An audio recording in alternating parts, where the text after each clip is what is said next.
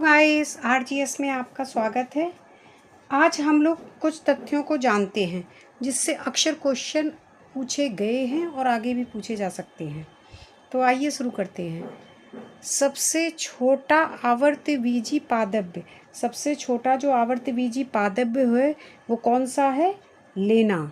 लेना जो है वो सबसे छोटा आवर्तबीजी पादप है।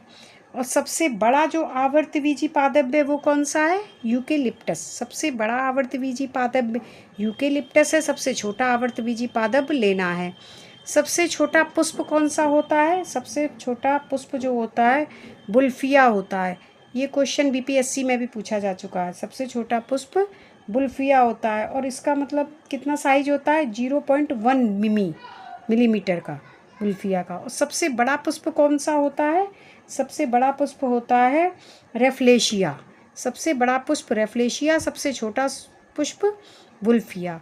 और सबसे बड़ी पत्ती जो इसकी पत्तियाँ होती है वो सबसे बड़ी पत्तियाँ किस पेड़ की होती है? Victoria regia. विक्टोरिया रीजिया ये सबसे बड़ी पत्ती होती है।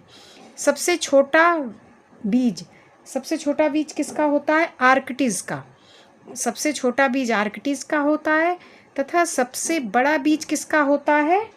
सबसे बड़ा बीज लोडोसिया का होता है। सबसे छोटा बीज आर्कटिस का होता है, सबसे बड़ा बीज लोडोसिया का होता है। और एक चीज़ और देखिए, ये प्राचीन मतलब प्राचीन संसार की नए संसार को उपहार क्या है? जो प्राचीन संसार था उसका नए संसार को उपहार क्या है? गेहूँ। ये क्वेश्चन ऑलरेडी यूपी पीसीएस में पूछा जा चुका है। और नए संसार की प्राचीन संसार को उपहार, जो नए संसार है उसको प्राचीन संसार के उपहार क्या है? मक्का। मतलब प्राचीन संसार ने जो नए संसार को उपहार दिया वो गेहूँ, और नए संसार ने प्राचीन संसार को क्या उपहार दिया? मक्का।